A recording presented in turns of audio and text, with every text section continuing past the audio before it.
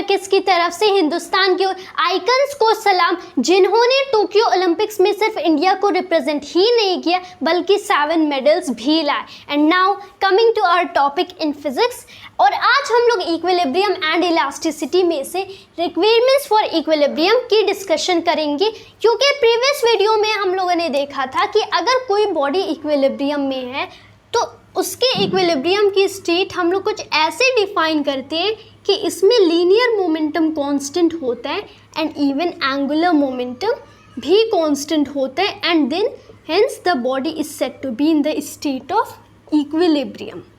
So we saw them as the requirements for equilibrium।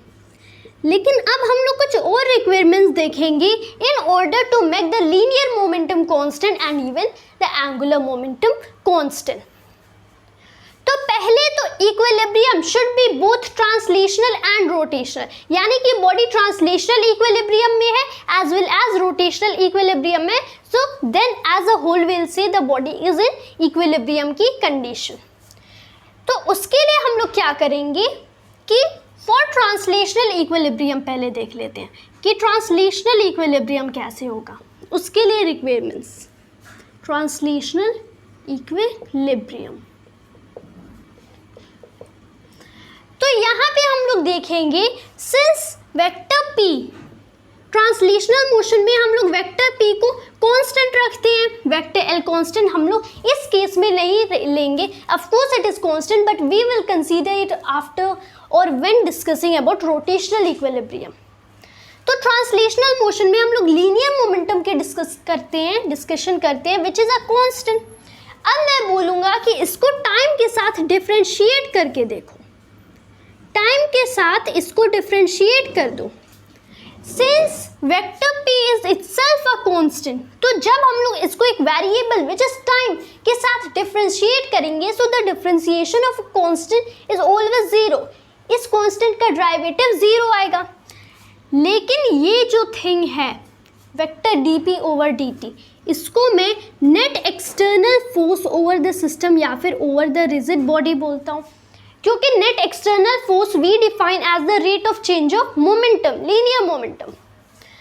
तो मैं बोलूँगा कि अगर vector dp over dt zero है, यानी कि net external force for the rigid body is also zero, so this is one of the requirements for translational equilibrium, right? अब rotational हम लोग देखते हैं, rotational equilibrium, this is rotational equilibrium। यहाँ पे क्या होता है, सिंस हम लोग जानते हैं कि वेक्टर l हम लोगों ने एक कांस्टेंट रखा, वेक्टर l इज कांस्टेंट। अब इसको मैं टाइम के साथ डिफरेंशिएट करके देखूंगा, so I will try vector dl over dt, ये एक अगेन कांस्टेंट है, differentiation derivative of a constant with respect to any variable is said to be zero.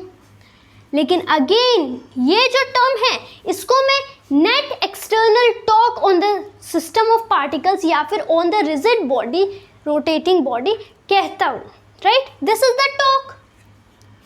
If you try applying Newton second law, तब ये तो torque है हमारा, this is net external torque. Now this is said to be zero, यानी कि जो हमारा net external torque होगा ऑन दिस रिजिड बॉडी ये भी जीरो है। तो ट्रांसलेशनल इक्विलिब्रियम करने आपको sum of all forces, sum of all external forces zero करने। अगर आपको रोटेशनल इक्विलिब्रियम करना है तो sum of all external torques zero करने। ना इट डजंट मीन कि कोई फोर्स या कोई टॉर्क एक्ट ही ना करे, it doesn't mean that way. Suppose for a common example, यहाँ पे आपके पास कोई भी ब्लॉक है, इसको आपने हॉरिजॉन्टल सरफेस पे रखा, ये ब्लॉक रेस्ट पे है, इस ब्लॉक के पास जीरो एक्सेलरेशन है, इस ब्लॉक का मास m। अब नीचे एक डाउनवर्ड फोर्स एक्ट करेगा w which is mg, weight of the block, and ऊपर एक n नॉर्मल रिएक्शन एक्ट करेगा। इन वेक्टर्स को हम लोग इक्वल कर देते हैं, ऑल राइट। अब since acceleration of this is zero, क्या इसका मतलब हो गया कि इस पे कोई फोर्स एक्ट ही ना करे? No, it doesn't mean that way, क्योंकि दो फोर्सेस एक्ट कर रहे हैं। एक्सेलरेशन जीरो का मतलब कि कोई नेट फोर्स ना हो, यानी कि sum of all forces should be zero as we see here, sum of net F net external this is, तो अगर यहाँ पे F net external it wouldn't be that better to write, इसलिए हम लोग sigma to represent the net force लिख देते हैं, sigma should be made somewhat better, right. तो ये ज़ीरो होना चाहिए, फोर्स ज़ीरो हो या ना हो लेकिन sum of all the external forces zero होना चाहिए, जो कि यहाँ पे है, so they cancel each other, so the body remains in equilibrium. वैसे यहाँ पे इट डजंट मीन कि कोई फोर्स या कोई टॉर्क नहीं हो, लेकिन अगर फोर्सेस या टॉर्क्स हैं तो उन सारे फोर्सेस या टॉर्क्स को ऐड करने पे हमें क्या मिलता है, हमें ज़ीरो मिलता है, राइट। चलो, तो अगर हमें as a whole translational equilibrium चाहिए, we have this and this requirement, rotation के लिए दिस एंड दिस, तो anyhow as a whole equilibrium, अब हम लोग ट्रांसलेशनल एंड रोटेशनल में डिवाइड नहीं कर रहे, हमें एज अ होल दोनों काइंड के मोशन के लिए इक्विलिब्रियम चाहिए, तो उस केस में हमें जो सम ऑफ ऑल एक्सटर्नल फोर्सेस होंगे, यानी कि net external force that should be zero, and net external torque यानी कि जितने भी हमारे पास टॉर्क्स हैं उन सब का सम भी ज़ीरो होना चाहिए। This is the basic and the main requirement for equilibrium condition. This is a vector equation. ये एक vector equation है. It represents the forms of vectors. लेकिन अगर हम लोग चाहें हम इनके components लेके भी इसको represent कर सकते हैं. Something like this. Suppose forces XY plane में act कर रही है. Suppose forces XY plane में act कर रही है. यहाँ पे आप X ले लो, Y ले लो, एक आप Z ले लो. XY plane में forces हैं.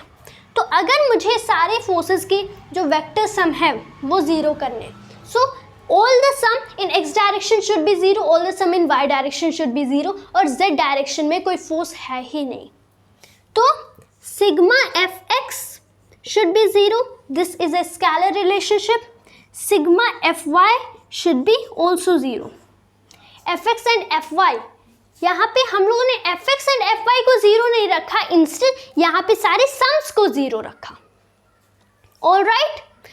तो यहाँ पे अगर हम लोग देख लें ये तो ज़ीरो है, लेकिन एफ जेड जो होगा वो खुद भी ज़ीरो होगा। अब whether you right is sigma F Z, वो ज़ीरो होगा, लेकिन एफ जेड खुद भी ज़ीरो होगा, क्योंकि जेड डायरेक्शन में कोई फोर्स एक्ट नहीं कर रही एज सपोज्ड, क्योंकि हम लोगों ने बोला ये एक्स वाई प्लेन की कंडीशन है, तो एफ जेड इज ज़ीरो, इसको हम लोग नहीं लाते, हम लोग को सम ऑफ फोर्सेस देखना है।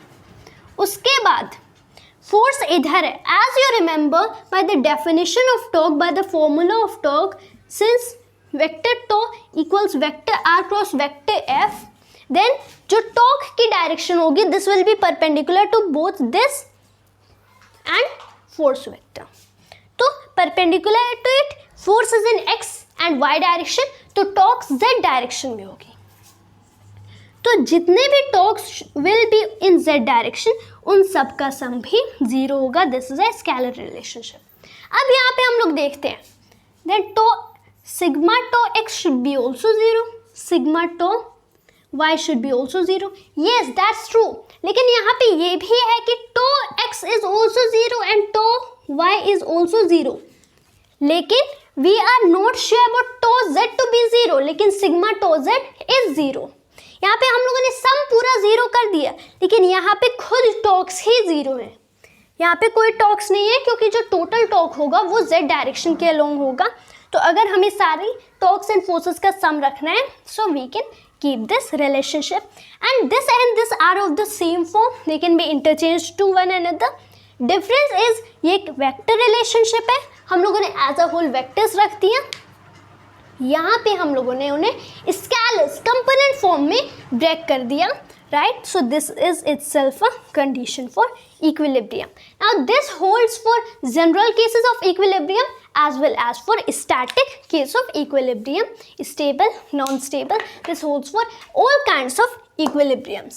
यहाँ पे अगर static equilibrium particularly बात कर लें तो ये ज़ीरो, लेकिन still constant तो है, they are zero but they are constants, so we will be getting the same results, differentiation of zero is zero itself। तो this is really what's required for equilibrium की condition for requirements of equilibrium.